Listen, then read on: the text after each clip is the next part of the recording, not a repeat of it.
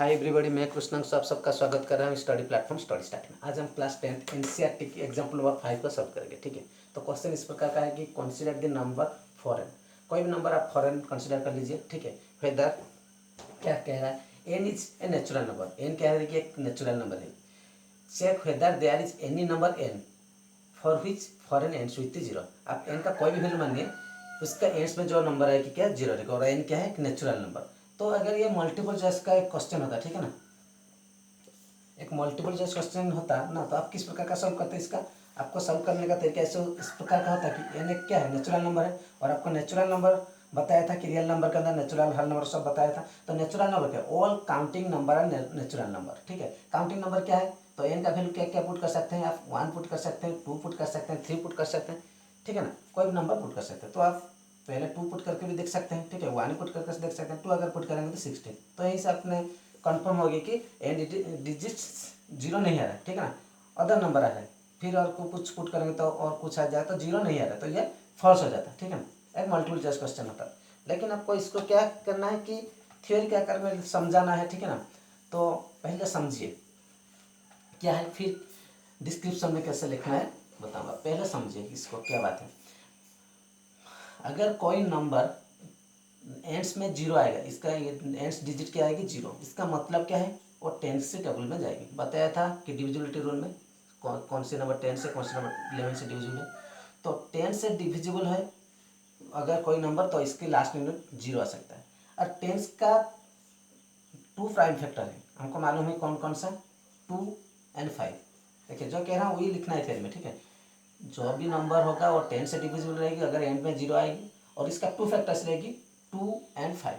अगर कोई भी नंबर है इसका 2 फैक्टर 2 एंड 5 रह जाएगी, तो वो क्या रहेगी, लास्ट यूनिट जीरो।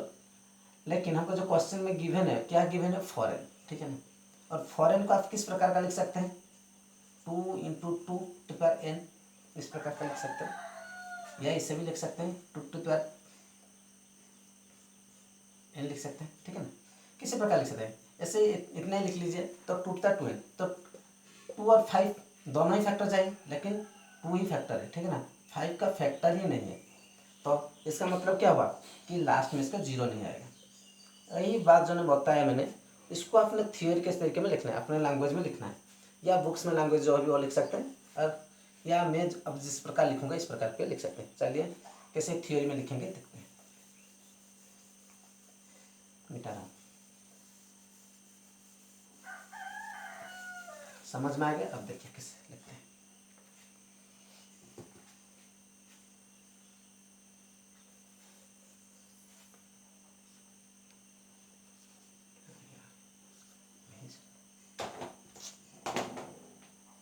देखिए, if any number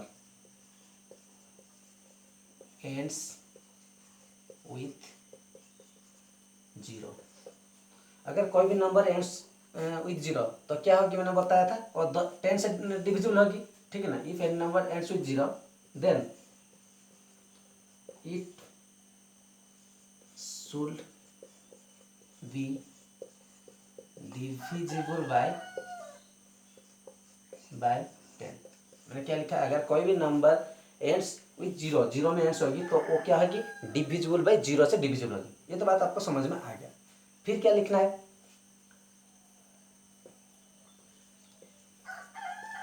we know that 10 has 2 prime factor. ठीक है ना, हमको मालूम है क्या, 10 का 2 प्राइम फैक्टर, इसको इस प्रकार का लिख लीजिए। ठीक है ना, 2 प्राइम फैक्टर है, दैट इज 2 एंड 5। मैंने समझाया था कि 10 का 2 प्राइम फैक्टर है, 2 एंड 5। ठीक है ना, 2 प्राइम फैक्टर है, और फैक्टर कैसे निकलते हैं तो आपको बताया था ना, ऐसे ही ये 10 की टेबल जीरो के तो जीरो है, मतलब 2 की टेबल में जाएगी। ठीक है ना, ऐसे ही। तो ये 2 एंड 5 दोनों ही फैक्टर है, ये तो आपको समझ में आ गया। We know that 10 has 2 2 prime factor. ठीक है, फैक्टर लिखना है, factor 2 prime factor, that is 2 और 5। दैट मीन्स, इसका मतलब क्या है,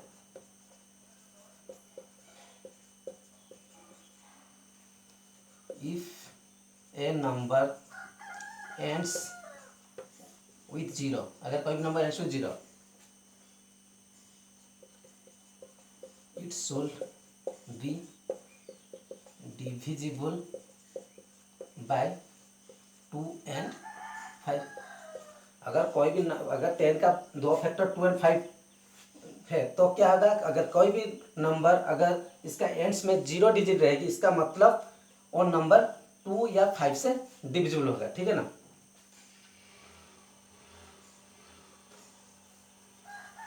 ठीक है,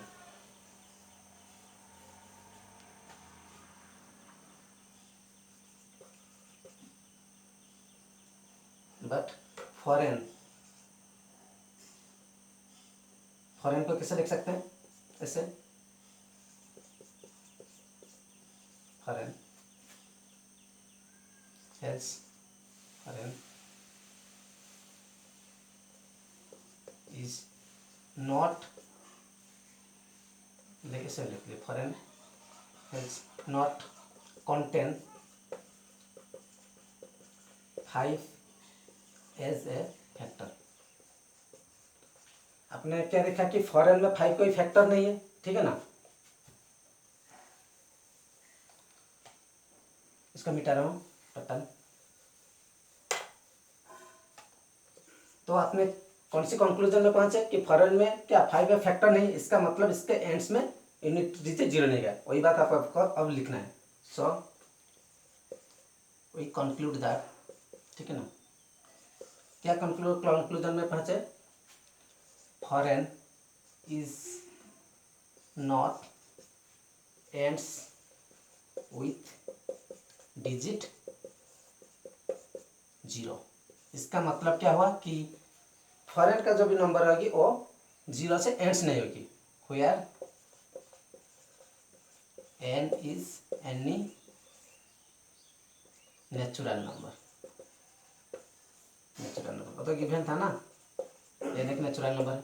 तो उम्मीद है आपको ये समझ में आ गया है। इसी प्रकार का आपको थ्योरी के माध्यम में लिखना है। आप खुद की लैंग्वेज में लिख सकते हैं, बुक्स में जो है वो भी लिख सकते हैं, वो भी वही बात है। 10 की डिविजिबिलिटी 2 and 5 है, एंड 2 and 5 2 फैक्टर्स है, तो उससे डिविजिबल होना चाहिए, वही बात लिखा है, लेकिन लैंग्वेज का डिफरेंस है भी। तो उम्मीद है आपको ये वीडियो समझ में आ गया होगा। अगर आया है तो लाइक शेयर एंड सब्सक्राइब करिए। Thank you.